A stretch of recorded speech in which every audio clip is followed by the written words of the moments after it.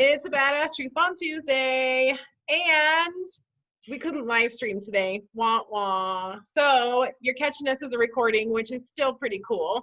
And we have an honorary guest today, my friend Gloria. She is going to be joining us, and we get to chat about weight loss versus lifestyle. And go ahead and raise your hand if you have any of you on here have lost weight and then gained it back. All of us, all of us. For those of you watching the recording, just go ahead and raise your hand too, because I'm pretty sure you're not exempt. So here's the thing: we are trained professional dieters in this society. Like, we are conditioned to buy the next hot product, drop a few pounds like it's hot, and then gain it all right back. Mm-hmm. It's what we do, and then we just hope and pray that the next big thing is going to save us this time, right? And here's the thing: if it worked, we'd all be skinny. There's your truth bomb for the day. Yeah, there it is. We're done. Recording over. So, I mean, I know that we've done an episode about all the other things that we've tried, right? Like, we've talked about shakes and Shakeology and Arbonne and 30-day whatever and paleo and grapefruit and weight loss surgery. Grapefruit, weight loss surgery, right? So many things. And the primary reason that we end up gaining it all back is because we don't actually make an effort to retrain the 6 inches between our ears. And we don't make an effort to retrain the things that we do every day. So we do something temporary as a quick fix, and then we run right back to that pizza because it tastes so good. Mm-hmm. So good. So I know that we have all had challenges with this. And Gloria, since you're a new honorary member, I would love to hear a little bit about your journey with weight loss, weight gain, and what you have found now that you are focusing on a lifestyle rather than a scale number. Well, you know, I've tried all of those diets. The weirdest diet I ever heard of was swallowing cotton balls and then drinking water. So I'm serious as a heart attack. So the cotton swells up and then you feel full. Yeah, I know. Sounds so dangerous. Desperate times we're calling for desperate measures. Anyways, grapefruit diet, crazy. Grapefruit diet, Weight Watchers, all of that stuff. Okay, so I have to know, did you swallow cotton balls and drink water? I did. I tried it. Yes. What? Yes. Amazing. I did. Did it work? It does. Well, I don't want to be advocating this for somebody out there listening to this, and now they're going to go out and buy, the next thing is going to be on shortage during COVID time. It was toilet paper and antibacterial. Now it's going to be cotton balls, Yeah, I mean, I did try it. It's crazy, I did all of those crazy things, and then it's like I would forget. Yeah. I would forget about how sad and miserable I was when I was heavy, and then that apple fritter just was calling my name. And so then I would just kind of inch back. And the other thing is that I wasn't getting rid of my big clothes. So I always had a backup plan. And that's one of the things that I changed. Get rid of all those clothes. Get rid of those clothes. Go out and buy new clothes. Pass them on to somebody else. So yeah, I've done all that. The difference is it has been changing my mindset and doing the work and knowing that I don't want to have to do this over and over again. And no, I do not want to swallow one more cotton ball. I don't want to do that. So it's been a mindset change, and it's been, what do I really want and how good do I feel when I am following plan? And on the times when I've gotten a little bit off kilter, that apple fritter, what it does, it gives me a massive headache, gut bomb, hangover the next day. And it's kind of like, was that worth it? no, you know, Yeah, I know I yeah. don't want cotton balls. And so, yeah, it's just been knock it off. I Really, love I that. just like knock it off. You know, Gloria, the one thing about your story, I mean, I just can't, I honestly have a really hard time believing the fact that, you know, not just other people, but someone I know had that kind of experience. And I know, you know, I've got dogs, right? And so, you know, I know whenever my dogs start de-stuffing their toys, the one thing I'm worried about is them ingesting it, because for dogs, that can be deadly. And Yeah, I'm like, wow, the things that we humans with a brain that's more intelligent than a Labrador, you know, the things that we will go to, the lengths it will take, no matter how dangerous it is. right, It's right. scary. Yeah. Well, here's the good news about that is if we are willing to go to extreme lengths, then I'm willing to bet we are also willing to do the work. Because if we are willing to do some extreme things and the next hot thing that's on the market in the name of, you know, our health and fitting in them jeans and getting those pounds off, then the good news is we've got the grit to see it through, and we've got the desire to try something new. And our challenge to you is to stop waiting for the next big thing, because the answer is right here in front of you. And I know that this is what we coach. We coach a lifestyle. And that lifestyle does not mean that we are perfect every second of every day. Because if any of you follow my Facebook page, I'm pretty sure you know that I gained the COVID-19 15 pounds. Y'all know that, right? And I'm not here saying that I'm perfect, and I'm not here saying that I didn't gain a little bit of weight back, but what I am saying is that I haven't given up on my health. I haven't resorted to the next big thing. I'm not out seeking for something else to save me. I know exactly what it is that I need to do, and I have the support of my coach in shifting those habits. And what happened was I had gotten away from the habit of fueling my body every 2 to 3 hours for the right reasons, at the right times, and the right foods, right? That's what happened. What was missing? I was getting all up in my head. COVID was messing with my mind. What's next is not cotton balls. It's not the next pill. It is not surgery. What is next is I'm recommitting to my habit of fueling my body every 2 to 3 hours, right? And that's what a lifestyle change is about. It's about making mistakes, and it's about learning those lessons, and it's about jumping up and dusting off and trying it again. Because if you can commit to those crazy diets, those crazy quick fixes, then I'm pretty sure that you can commit to fueling your body every 2 to 3 hours. I mean, what diet ever told you to eat every 2 to 3 hours? Like, hello, it's one of my favorite things. Right. Marcy, I know you've had a big story in terms of weight loss, and you are very close to your goal weight. And I would love to hear one of the biggest lifestyle changes that you have made that has made a huge difference for your health. Biggest lifestyle change. I think that, you know, the mindset is everything. And I know we've spoken on this before, but getting away from the lifestyle of staying and stuck in victimhood, that one for me was probably the biggest lifestyle change, because when you're stuck in victimhood, you do all the things that victimhooders do. You know, the people I hung around, the people I talked to were all victims. And it literally enabled me to stay a victim. So when I changed my company, I started changing my mindset, which started changing my habits. And as a diabetic as well, I mean, I knew what I was supposed to do, but you know, like the medical box says, is like, well, there's no hope for you. You'll just always be a diabetic. So why not live how you want to live and just take your medicine? And if that's what you want, great. But that's not really what I want. I didn't want to take medicine. I didn't want to be confined by the boundaries of a diabetic.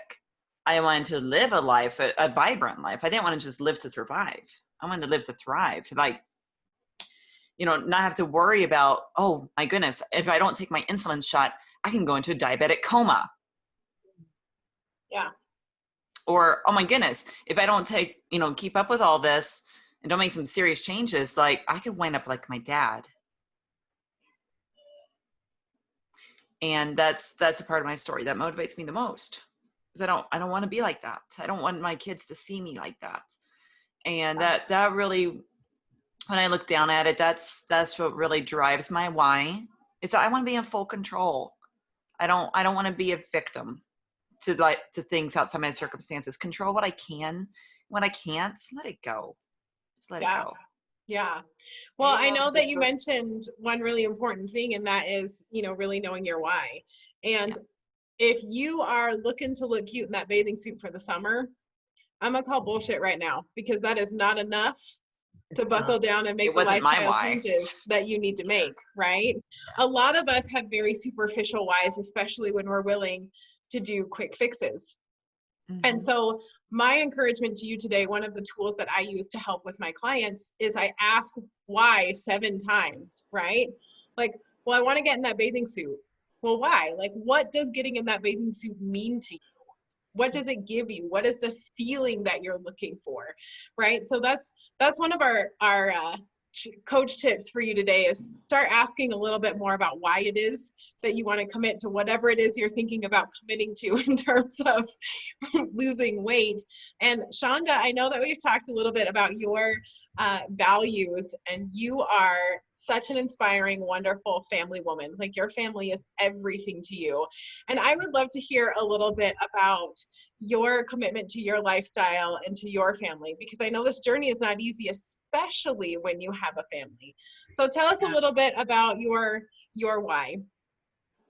Well, I'm a grandma, and I have 4 beautiful grandchildren, and that is one of my big whys, is to be able to be in the floor and play with them and to do things. And I'll never forget last year. It was last summer, about this time, my son and daughter-in-law were visiting, and my son got choked up, and I didn't realize it. He looked over and he saw me in the floor with my grandkids, and he looked at his wife and he was like, she wouldn't have been able to do that last year, Wow. And I could have done it, but I wouldn't have been comfortable. I was wallering around with the kids and just enjoying it. And man, when he told me that, it just got me. I was like, wow, that's what I say my why is, but just to see it like that was very touching to me. And one of the things that we talk about, losing, gaining, and I have put on weight over the last year, given back some of my, weight that I lost, but I don't want it back. And so one of the things that I've realized and I've identified with my coach, which y'all touched on it, and I don't want to stay there too long, but having each other in the community, and not, when things do get messy and they do go the wrong direction, that is a beautiful thing. When you're out there on your own, you're always scrambling for a quick fix. But when you have people that love you, that know you, that are rooting for you, that's the best thing you could ever ask for, to have a coach and just a community of people. So I thank you guys, and you guys are that to me for sure. But I've talked with, just in trying to figure out some of my hangups, and my coach identified to me, she said, sometimes what causes you your hangups is your family. They're your reason, but they're also your reason why you get off track. And, just wanting to make, when you relieve a little bit of that pain, of taking off some of, your weight, sometimes you just want to enjoy and dive in. At least that is for me. And so I've noticed that spending a lot of extra time with my family, I can find myself getting off track and, just wanting to be right in the middle of things with them, eat what they're eating, and bake them something, cook them something good, take them to a good restaurant, that kind of thing. So, I recognize that my why needs to go a lot deeper than that. It's gotta go past that immediate, time. So yeah, I do. I need to strengthen my why and just keep asking those 7 questions. I've done it before and brought myself to tears. And I thank you for reminding me of that, Jessica, because I think I want to do that right away. I love that. I love that. You guys, I hope you're getting the message that we are not perfect people here. But what we are is we are dedicated to lifelong health. And sometimes that means falling down and scraping our knees up a little bit. trying to figure it out, right? And for all of us, it's a learning curve. And Megan, I know we've talked about you always being like, I'm the fat, sassy sister-in-law, but you kicked that persona to the curb. And I would love to hear a little bit about what lifestyle change has been the most impactful for you in terms of not just shredding pounds, but actually creating a lifestyle that helps you subscribe to being healthy. Okay, so yeah, I was the quick fix queen. I've mentioned it before on my Pinterest. I have all of these quick fix diets, 3-day diets, all this stuff, meal plans, keto this, low carb that, and I would do good for 3 or 4 days, quit, and then I'd eat my feelings for the rest of the time. What I found is that with creating a healthy lifestyle, like it's everything. It's not just what I eat. It's that I commit to 3 days a week with people working out. It's I commit to spending time learning about health. I'm not an expert, but my job requires some nutritional stuff. But just with our program, the information we have, just learning about health, the more you know, the easier it is. And let's see. And the other thing is, not everyone likes to work out. And if you don't like to, that's fine. I do enjoy it because I'm a wackadoo. And I like the fact, like, I worked out when I was happy because I worked out with young people. They're like, oh, you're fine. You can do this. I'm like, I'm going to die.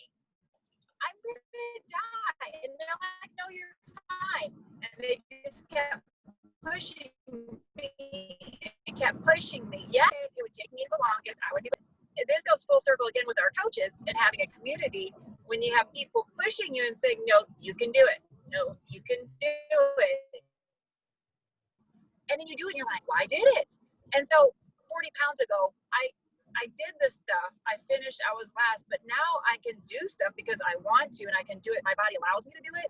And so there's that part of it. And not everyone's looking to do what I do for working out, but even going canoeing or just walking up your stairs at home and not like being like, gassed. That's a huge deal to me. And or even just waking up and your feet don't hurt and your knees don't hurt. That's a thing too. So there's other aspects. And then from working with healthy lifestyle, my labs just got drawn the other day. My cholesterol is down. Okay. I was just a point over. Yeah, but it was enough. Like I'm again a wackadoo. And when someone's like, ooh, your cholesterol's just a pinch high. I'm like, what does that mean? Well, quit eating fatty stuff. I'm like, oh, you mean like whole sticks of butter on my pasta? Yeah, that's probably not a healthy choice. But that's how I used to get down with my food. I was I had very unhealthy habits with my food. And so tweaking my habits, tweaking my food, still having flavor, and by making this change, all my labs came back beautiful. My bad cholesterol's better. My good cholesterol's good. Everything's within a very decent range. And that bothered me not having that right. It's always been here. Like, even though they're like, no, you can change it by diet. Didn't tell me what to change with my diet. Didn't say how to change my diet besides quit eating butter by the stick. Okay, I get it. Yeah. Fine. But I'm just going to swallow some cotton balls for a while. It'll be fine. Right. Well, literally, they can't tell you either. Legally, they can't. They just don't tell you. And so, and it's like now when I see people, and I mean, just recently we had a dear friend pass away, and it's just, you just think, could that have been avoided by, I don't think actually, but in his case it could have, but how many other people could premature death or premature diabetes and all that stuff be avoided by just tweaking your habits, not changing everything drastically, like where you're eating, cotton balls and drinking water or living on bread and water, whatever. Thank you, Gloria, for this topic of conversation today. We just love the cotton ball diet. I mean, please, all of you out there listening to this, do not try it. Do not try it. Because you will get impacted and you'll be sorry. My God. I actually had a client tell me that he had done 1 can of tuna and 2 gallons of water every day diet. And I was Oh. like, that's awful. That's like what I was doing at one time before I started working with Felicity. I would only eat like once a day if I was great. I mean, I would go up to 3 days no food. Oh. Yeah, Okay, literally. Like that's how I abused my body. I just didn't eat. Okay. The medical side of me is what kind of BMs can you have eating tuna and 2 gallons of water? Right? How can your bowel system even be functional? Gut health I mean, warning. For real? Seriously. Guys, you talk about, like, if you think about it, you know, the extreme things that people will do, it's almost like I'm thinking of the psychological part of that. What's behind the It's mindset? almost like we're willing to do something so extreme and so crazy, you know, the tuna, the cotton balls, the, you know, whatever, cutting your stomach so that you can't get enough. We'll go through all these extreme measures, but then the next thing you know, we're giving up. It's almost like, okay, let me see if I can word this, at least from my experience, because I've done all those extreme things. And it's almost like, well, I'm doing this extreme thing and I'm not gonna be able to do it forever, you know? So it's almost like we give ourselves that excuse. Well, now I know the habits of health. I need to be eating 3 times a day. I need to be getting my rest. I need to have, you know, low glycemic choices. And, you know, I know about the health part of it now. And that's really where the hard work comes in, but it's a sustainable hard work. It's worth it. That's something you can really do and stick with.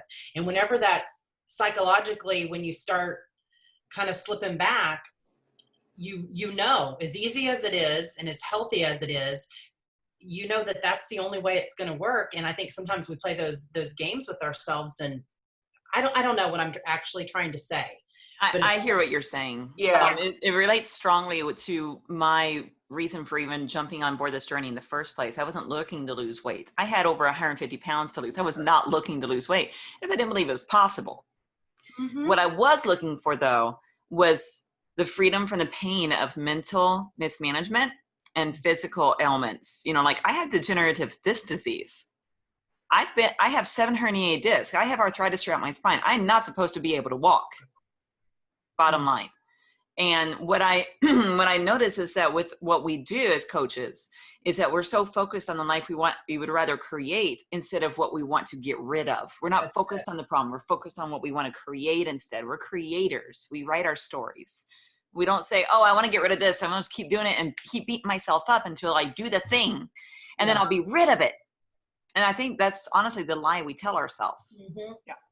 I also think it's real important that we need to learn to value ourselves. We're willing to suffer and put ourselves through all this, that if we had a loved one telling us that they were doing that, it would break our heart. Mm-hmm. And we need to learn to love ourselves, to accept ourselves, to know that we are worth it and that we do not have to do all of this stuff. And so, you know, as coaches, I think that whole why and awakening them, awaken somebody to know that they are valuable, that God created them and they are worth just by being. And if they want to, you know, live a long, happy, healthy life, we're here to partner with you and help you with that. But you are worth and you have value right now, the minute you are talking to me, whether you've got 100 pounds to lose, no weight to lose, or whatever. You are a child of God and you are worth it. You have value. We are royalty. Yep. I love that. I love that. So, you know, when we're talking about creating a lifestyle, what we work with are the 6 micro habits of health. So we work on the habit of healthy weight management. We work on the habit of healthy eating and hydration. We work on healthy sleep. We work on healthy mindset. We work on healthy surroundings, and we work on healthy motion, right? So there are 6 major habits that we continually work on. And right now, I'm not in a phase of focusing on healthy weight management, right? Like I gained about 15 pounds. My BMI is still right there within the normal range, like just pushing it a little bit. And yes, I would like to get a little bit of that COVID weight off, but the truth is I really need to dig into that healthy mindset piece.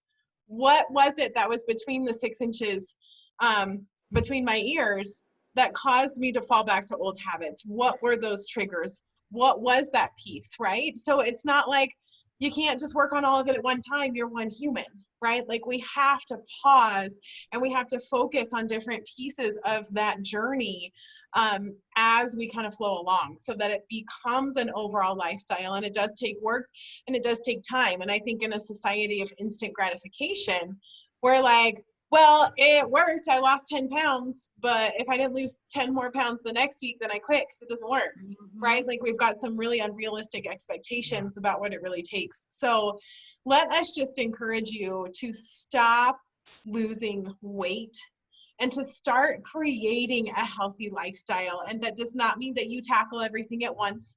And that does not mean that you are perfect. But what it does mean is that you dedicate to yourself, to your health, and you reach out to the people that care about you. I think you've heard every single one of us say that community has been a major, major part in all of our success because we have each other to lean on. We fall down, we held each other's hands out, we help each other back up, and we keep moving forward. We don't let each other hide and be lone wolves and shrink away from this journey, right? We have each other's backs.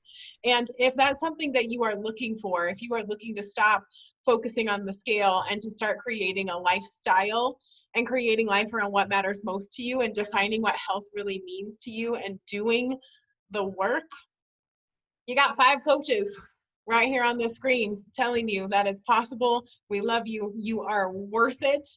And it is worth the effort to create a new lifestyle for yourselves. Anything else you guys want to say before we wrap up? That was a great wrap up. That was great. All right. I love you Love you, guys. ladies. We'll see you next time. Bye, everyone.